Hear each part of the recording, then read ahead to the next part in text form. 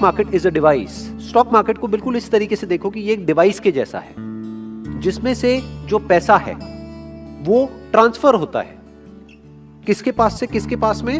जो लोग इम्पेशेंट हैं उनकी जेब में से पैसा निकल करके उन लोगों की जेब में चला जाता है जिन लोगों में पेशेंस है। इनफैक्ट स्टॉक मार्केट में सबसे बड़ी जो क्वालिटी है दैट इज पेशेंस। अगर आपके अंदर पेशेंस नहीं है तो स्टॉक मार्केट से जितना हो सके उतना दूर रहिए। लाखों करोड़ों लोग बर्बाद हुए हैं बुरी तरीके से स्टॉक मार्केट में, क्योंकि वो बेसिक्स को नहीं समझते हैं और स्टॉक मार्केट को गेट रिच क्विक स्कीम समझते हैं। मतलब कि अगर आप ध्यान से उनकी साइकी को समझने की कोशिश करोगे तो वो स्पेक्युलेटर्स हैं। वॉरेन बफेट एक इन्वेस्टर है और हमको इन दोनों के बीच के डिफरेंस को समझना होगा। एक स्पेक्युलेटर क्या होता है और एक इन्वेस्टर क्या होता है। स्पेक्युलेशन इज कि आप मार्केट को टाइम करने की कोशिश कर रहे हो, आप दिमाग लगा रहे हो कि अब ये स्टॉक ऊपर जाएगा, अब नीचे जाएगा, आज इतना है कल इतना हो जाएगा। उसके बेस पे आप पैसा लगाते हो स्टॉक मार्केट में, तो आप एक स्पेक्युलेटर हो। यानी कि अगर स्टॉक मार्केट में जो शेयर का प्राइस है उसके बेस पे अगर आप पैसा लगाते हो तो आप एक स्पेक्युलेटर हो। स्पेक्युलेशन में जीतना is almost next to impossible, क्योंकि मार्केट को टाइम करना इज नेक्स्ट टू इम्पॉसिबल। कोई नहीं बता सकता कि कल क्या होने वाला है मार्केट में। तो अगर आप इस तरीके से स्टॉक मार्केट में इन्वेस्ट करते हैं तो हो सकता है आप शॉर्ट टर्म में थोड़ा बहुत पैसा कमा भी ले, लेकिन लॉन्ग टर्म में गवाओगे ही गवाओगे। बट अगर आप एक्चुअल में पैसा कमाना चाहते हैं स्टॉक मार्केट में तो आपको समझना होगा कि जिन्होंने पैसा कमाया है, यानी कि वॉरेन बफेट, 1 साल नहीं, 2 साल नहीं, 10 साल नहीं, पिछले 70 साल से कंसिस्टेंटली इन्होंने पैसा कमाया है स्टॉक मार्केट में। इन्होंने स्टार्टिंग करी थी सिर्फ कुछ $1000 से और आज ये दुनिया के सबसे अमीर लोगों में से एक है। तो ये भी पॉसिबल है स्टॉक मार्केट में। और ऐसे भी बहुत सारे एग्जांपल्स हैं जिन्होंने अपना सब कुछ गंवा दिया है स्टॉक मार्केट में।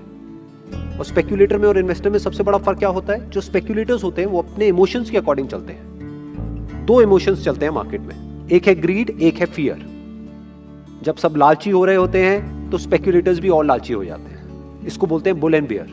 तो वो और बुलिश होते चले जाते हैं जो स्पेक्युलेटर्स होते हैं। जब मार्केट ऊपर भाग रहा होता है तो उन्हें लगता है कि अभी और ऊपर जाएगा, और ऊपर और ऊपर और ऊपर। जब सब लालची हो रहे हैं तो वो भी लालची हो रहे हैं। और जब मार्केट क्रैश करता है, जब नीचे जाता है, तो लोग बियरिश हो जाते हैं, अभी मार्केट और नीचे गिरेगा, और नीचे और नीचे और नीचे।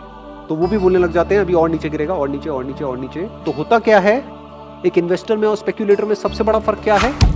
जब एक स्पेक्युलेटर खरीद रहा होता है तो जो रियल इन्वेस्टर्स होते हैं वो बेच रहे होते हैं, और जब स्पेक्युलेटर्स डर करके बेच रहे होते हैं तब इन्वेस्टर्स खरीद रहे होते हैं। और अगर आप एक रियल इन्वेस्टर हैं, एक इंटेलिजेंट इन्वेस्टर हैं, तो आप कभी भी पैसा गंवा नहीं सकते लॉन्ग टर्म में। और अगर आप एक स्पेक्युलेटर हैं तो लॉन्ग टर्म में आप पैसा कमा नहीं सकते। जो आदमी इम्पेशेंट है, यानी जो अपने इमोशंस के अकॉर्डिंग चलता है, वो पैसा गंवाएगा, और जिसमें पेशेंस है वो पैसा कमाएगा। तो अब कितना पेशेंस चाहिए? उसके लिए इनका एक और कोट है, वॉरेन बफेट का एक और कोट है। उनसे किसी ने पूछा कि आपका फेवरेट होल्डिंग पीरियड क्या है किसी भी स्टॉक का। जैसे जो स्पेक्युलेटर्स होते हैं उनका जो होल्डिंग पीरियड होता है वो होता है या तो कुछ घंटों का, या कुछ दिनों का, या कुछ हफ्तों का, या मैक्सिमम कुछ महीनों का। उनसे बोलो कि आज ये ले लो और 10 साल बाद ये होगा, कहेंगे 10 साल किसने देखा है। तो उनका जो होल्डिंग पीरियड होता है स्पेक्युलेटर्स का वो बहुत ही कम होता है। तो इनसे पूछा किसी ने, आपका होल्डिंग पीरियड क्या है, आपके हिसाब से कितने टाइम तक एक शेयर को होल्ड करना चाहिए? तो उन्होंने जवाब दिया, वॉरेन बफेट ने, my favourite holding period is forever, मतलब हमेशा के लिए। इतना पेशेंस चाहिए अगर आप स्टॉक मार्केट में एक्चुअल में इन्वेस्ट करना चाहते हैं और एक्चुअल में पैसा कमाना चाहते हैं। तो अब अगर आपको वॉरेन बफेट की जो सक्सेस है, जो मैसिव सक्सेस उन्होंने अचीव करी है, उसके सीक्रेट को समझना है, तो आपको समझना होगा कि इनकी जो स्ट्रैटेजी है उसकी फाउंडेशन क्या है। वो है ये बुक जो मेरे हाथ में है। इस बुक का नाम है the intelligent investor by Benjamin Graham. ये उनके गुरु हैं, आप कह सकते हैं। क्यों? क्योंकि अगर इस बुक को आप पढ़ते हैं तो इसका जो प्रीफेस है वो वॉरेन बफेट ने लिखा है। और वो क्या बोलते हैं इसमें, I read the first edition of this book in 1950 when I was 19। तब वो 19 साल के थे। I thought then that it was by far the best book about investing ever written. और आगे कहते हैं, I still think it is. आज भी वो यही सोचते हैं, इतना कुछ अचीव करने के बाद भी, कि स्टॉक मार्केट इन्वेस्टिंग की जो बेस्ट बुक है वो ये है। तो अगर आप सिंसियरली स्टॉक मार्केट में पैसा कमाने का सोच रहे हैं या स्टॉक मार्केट में एंटर कर रहे हैं तो ये बुक आपको पढ़नी ही होगी। अगर आप पूरी बुक नहीं भी पढ़ते तो इसमें 2 चैप्टर्स हैं जो वॉरेन बफेट ने खुद स्ट्रांगली रिकमेंड करे हुए हैं। वो 2 चैप्टर्स आप पढ़िए तो आप कह सकते हैं कि इस पूरी बुक का जो क्रक्स है वो 2 चैप्टर्स के अंदर है।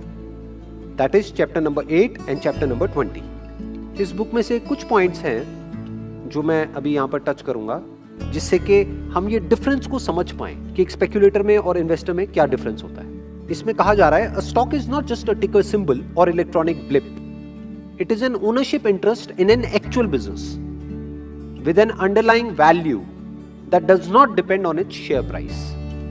ये इस पूरी की पूरी बुक का एसेंस है, ये इस इन्वेस्टमेंट फिलॉसफी का एसेंस है, क्रक्स है। जो वॉरेन बफेट ने कहा कि मैं हमेशा के लिए एक बिजनेस को होल्ड करना चाहता हूं, उसका मतलब क्या है? एक इन्वेस्टर कैसे सोचता है कि मैं मालिक बन गया हूं उस कंपनी में, उस कंपनी का शेयर खरीद करके। ये सिर्फ बोल करके आपको खुश करने के लिए नहीं है, ये फैक्ट है। मालिक कौन होता है? एक शेयर होल्डर। और उस कंपनी के जो डायरेक्टर्स हैं वो एक्चुअल में उस कंपनी के एम्प्लॉइज हैं जो काम कर रहे हैं आपके लिए। किसके लिए? मालिक के लिए। मालिक कौन है? जो शेयर होल्डर है। वो जो काम कर रहे हैं उनको तो सैलरी मिल रही है, बट प्रॉफिट किसको मिलता है? शेयर होल्डर को मिलता है। तो शेयर खरीदने का मतलब क्या? मालिक बनना एक बिजनेस के अंदर, एक बिजनेस को ओन करना। अगर ऐसी थिंकिंग आपकी है तो आप एक इन्वेस्टर हो। स्टॉक मार्केट सिर्फ ये नहीं है कि प्राइस ऊपर नीचे हो रहा है, इनफैक्ट प्राइस का उस बिजनेस से इन मेजॉरिटी ऑफ द केसेस दूर दूर तक कोई कनेक्शन ही नहीं होता है। हो सकता है बिजनेस की वैल्यू बहुत ज्यादा हो लेकिन प्राइस बिल्कुल ही टूट गया हो, बिकॉज कि अभी इमोशंस ठीक नहीं है लोगों के उस बिजनेस को लेकर के, या कोई नेगेटिव न्यूज आ गई है। दूसरी तरफ से यह भी हो सकता है कि बिजनेस में बिल्कुल भी दम ना हो, बिल्कुल बेकार बिजनेस हो, लेकिन जो उसका प्राइस है, शेयर का प्राइस है, वो बहुत ही ऊपर हो। तो जो इन्वेस्टर होता है उसका कनेक्शन मेनली इससे होता है कि बिजनेस में कितना दम है, कि अगर वो बिजनेस स्टॉक मार्केट में लिस्टेड नहीं भी होता और मेरे को वो बिजनेस खरीदना होता तो मैं कितना पैसा देता उस बिजनेस को खरीदने के लिए। वो पहले ये वैल्यू कैलकुलेट करता है, फिर उसके अकॉर्डिंग देखता है कि जो प्राइस मैं पे कर रहा हूं वो उस वैल्यू से कम है या ज्यादा है। अगर कम है तो बहुत ही बढ़िया है, इसका मतलब सोना हमको पीतल के भाव में मिल रहा है, और अगर ज्यादा है तो इसका मतलब पीतल हमको सोने के भाव में मिल रहा है। बिल्कुल मत खरीदना चाहे पूरी दुनिया खरीद रही है। इस कॉन्सेप्ट को इन्होंने कहा है मार्जिन ऑफ सेफ्टी। चैप्टर 20 पूरा इसी के बारे में है कि हमारे जो इन्वेस्टमेंट डिसीजंस हैं वो गलत भी हो सकते हैं, तो एक मार्जिन ऑफ सेफ्टी होना चाहिए। यानी कि जो बिजनेस की एक्चुअल वैल्यू है, अगर आपने उतने में या उससे कम में खरीदा है तो आप सेफ हो, बट अगर उससे बहुत ज्यादा महंगे में आपने खरीद लिया है तो आप अनसेफ हो। कभी भी वो प्राइस क्रैश कर सकता है। इसमें एक बहुत ही कमाल का एग्जांपल दिया गया है चैप्टर नंबर 8 में, कि अगर आपको 2 चैप्टर भी ना पढ़ने हो और सिर्फ एक ही चैप्टर पढ़ना हो तो वो है चैप्टर नंबर 8। उसमें मार्केट को एक नाम दे दिया गया है, स्टॉक मार्केट को एक नाम दे दिया गया है, मिस्टर मार्केट। आप इमेजिन करो कि आप एक बिजनेस को ओन करते हो जिसकी की वैल्यू है $1000, और ये मिस्टर मार्केट है, रोज आकर के आपके घर की घंटी बजाता है और आकर के आज आपको वैल्यू बताता है कि आज जो आपका $1000 है वो हो गया है $1100 का। आपको खरीदना है, आपको बेचना है, और लेना है तो और ले लो, बेचना है तो बेच दो। और कल आकर के घंटी बजाता है कि आज वो हो गया है $800 का, फिर आकर के घंटी बजाता है कि आज हो गया है $1400 का। तो ये मिस्टर मार्केट क्या करता है, ये आकर के डेली आपको प्राइस बताता है आपके बिजनेस का, जो एक्चुअल प्राइस होना चाहिए आपके बिजनेस का, उससे दूर दूर तक मैच नहीं करता है। इनफैक्ट मिस्टर मार्केट को इन्होंने एक बड़ा इंटरेस्टिंग नाम दिया है, वो है सर्टिफाइड लुनेटिक। लुनेटिक का मतलब होता है पागल या बेवकूफ, कि वो पागल है, वहां पे लॉजिक काम नहीं करता है, इमोशंस काम कर रहे होते हैं। ये बुल और बियर और कुछ नहीं है, इमोशंस है। ग्रीड और फियर काम कर रहा होता है, लॉजिक नहीं चलता है। हो सकता है एक बिजनेस की वैल्यू हो ₹100 और वो बिजनेस का प्राइस हो ₹10। ये भी हो सकता है एक बिजनेस की वैल्यू हो ₹100 और उसका प्राइस हो ₹10,000, तो कोई लॉजिक ही नहीं है। तो जो इन्वेस्टर्स होते हैं वो क्या करते हैं, वो मार्केट के हिसाब से नहीं चलते हैं। इन्वेस्टर क्या करता है, पहले एक बिजनेस की वैल्यू निकालता है कि जो कंपनी है इसकी एक्चुअल में वैल्यू क्या है। मान लो $1000 है, अब वो मिस्टर मार्केट से पूछता है, यानी मार्केट में उसका रेट देखता है कि रेट कितना है, $600, खरीद लो, कोई डर नहीं है। अच्छा, वैल्यू है इस बिजनेस की $1000, कितने का मिल रहा है, $10,000, दूर रहो। चाहे पूरी मार्केट पागलों की तरह उस स्टॉक के पीछे भाग रही हो, चाहे वो स्टॉक मार्केट का फेवरेट स्टॉक हो, बट उससे दूर रहो। पैसा कमाया जाता है लॉन्ग टर्म में बेस्ड अपॉन कि उस बिजनेस की वैल्यू क्या है। तो आपको बिजनेस की वैल्यू कैलकुलेट करनी आनी चाहिए। आपको कुछ बेसिक रेशियोज के बारे में पता होना चाहिए कि ईपीएस क्या होता है, पीई क्या होता है। ईपीएस मतलब अर्निंग पर शेयर, उसका प्राइस से क्या कनेक्शन होता है, कंपनी की ग्रोथ कितनी है पिछले 5 साल में, टॉप लाइन कितने से ग्रो करी है, बॉटम लाइन कितने से ग्रो करी है, फ्यूचर में ये कंपनी क्या करने वाली है, किस तरीके से करने वाली है। तो कंपनी की क्वार्टरली अर्निंग कॉल्स होती है, वो सुननी होती है, या अगर उसकी ट्रांसक्रिप्ट है तो वो पढ़ना होता है, उनकी एनुअल रिपोर्ट्स को पढ़ना होता है। स्पेक्यूलेटर ये सब नहीं करता है। स्पेक्यूलेटर टिप्स के अकॉर्डिंग चलता है। कोई दोस्त आया, उसने आकर के बोला खरीद ले, ये शेयर डबल होने वाला है कुछ दिनों में, तो उसने खरीद लिया और फिर वो डबल क्या 10 गुना कम हो गया उसका रेट, और अब रो रहा है वो बैठ करके कि मैं तो लुट गया, मैं तो बर्बाद हो गया। इन्वेस्टर क्या करते हैं, कंपनी की एनुअल रिपोर्ट को पढ़ते हैं, जो रिपोर्ट कई बार 200 पेज 300 पेज की भी होती है। क्या उस कंपनी के जो फाउंडर्स हैं उन पे ट्रस्ट किया जा सकता है? उस कंपनी के ऑडिटर्स कौन है, क्या ऑडिटर्स पे ट्रस्ट किया जा सकता है? उसका पास्ट रिकॉर्ड कैसा है, फ्यूचर में ऐसा क्या है उस बिजनेस में जो एक्स्ट्राऑर्डिनरी है, उसके पास में ऐसा क्या एडवांटेज है।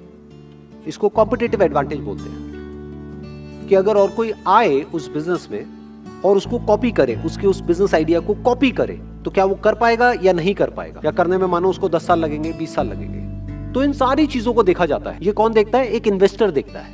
बिल्कुल इस तरीके से देखता है जैसे कि वो खुद वो बिजनेस कर रहा हो। जब हम खुद एक बिजनेस करते हैं, हम क्या क्या देखते हैं? बस वही देखना होता है जब हम किसी बिजनेस का स्टॉक खरीदते हैं। एक और बहुत इंटरेस्टिंग इसमें बात कही जा रही है बुक में, उसको भी समझ लेते हैं। The market is a pendulum. जैसे एक पेंडुलम होता है ना, स्विंग करता रहता है, इधर से उधर, उधर से इधर। दैट फॉरएवर स्विंग्स, फॉरएवर मतलब हमेशा स्विंग करता ही रहता है। बिटवीन अनसस्टेनेबल ऑप्टिमिज्म, मतलब इतना ज्यादा एक्साइटमेंट जो सस्टेन हो ही नहीं सकता, which makes the stocks too expensive, जो स्टॉक्स को बहुत ही महंगा कर देता है, and unjustified pessimism which makes them too cheap, मतलब कि उसको इतना सस्ता कर देता है जिसका कोई लॉजिक ही नहीं है। The intelligent investor is a realist, मतलब ना तो वो ऑप्टिमिस्ट है ना वो पेसिमिस्ट है, ना वो एक्साइटेड होता है ना वो डिप्रेस्ड होता है, मतलब वो रियलिटी के बेस पे एक्ट करता है, इमोशंस के बेस पे नहीं। तो आप ये भी कह सकते हो कि स्टॉक मार्केट में आगे बढ़ने के लिए या कामयाब होने के लिए या कुछ भी बड़ा अचीव करने के लिए ऐसा नहीं है कि आपको कोई बहुत तगड़ी क्वालिफिकेशन चाहिए, आप बहुत ज्यादा एजुकेटेड हो तो आप स्टॉक मार्केट में बहुत ज्यादा पैसा कमाओगे, ऐसा कुछ भी नहीं है। आपको क्या चाहिए? आपको कॉमन सेंस अप्रोच चाहिए, आपको बेसिक से फंडे समझ आने चाहिए बिजनेस के। आपको ये समझ आना चाहिए कि धंधा जिसमें मैं पैसा डाल रहा हूं, ये धंधा है क्या, इसमें कितना दम है और सस्ते में मिल रहा है तो खरीद लो। यानी देखने में आपको लग रहा होगा कि ये दोनों एक ही काम कर रहे हैं। क्यों? क्योंकि स्पेक्यूलेटर क्या करता है, वो भी सस्ते में खरीदना चाहता है और महंगे में बेचना चाहता है। इन्वेस्टर क्या कर रहा है, वो भी यही कर रहा है, सस्ते में खरीद रहा है और महंगे से महंगे में बेचना चाहता है। दोनों एक ही काम कर रहे हैं अगर ऊपर लेवल से आप देखोगे तो। बट दोनों की स्ट्रैटेजी को अगर आप ध्यान से समझोगे, जो स्पेक्यूलेटर्स हैं उनका सेंटर पॉइंट क्या है? स्टॉक का प्राइस, और उसको कौन भगा रहा है? उसके इमोशंस। इन्वेस्टर में क्या डिफरेंस है? उसकी इन्वेस्टमेंट स्ट्रैटेजी का सेंटर पॉइंट क्या है? बिजनेस की वैल्यू, स्टॉक की वैल्यू नहीं, क्योंकि स्टॉक की कोई वैल्यू नहीं होती, स्टॉक का प्राइस होता है, शेयर का प्राइस होता है, वैल्यू बिजनेस की होती है। तो अब चॉइस आपके हाथ में है कि आप स्टॉक मार्केट में स्पेक्यूलेशन करना चाहते हो या इन्वेस्टमेंट करना चाहते हो। अगर स्पेक्यूलेशन करना चाहते हो तो इस बुक की कोई जरूरत नहीं है, वॉरेन बफेट को समझने की कोई जरूरत नहीं है, इन सारी बातों की कोई जरूरत नहीं है जो भी आज मैंने करी है।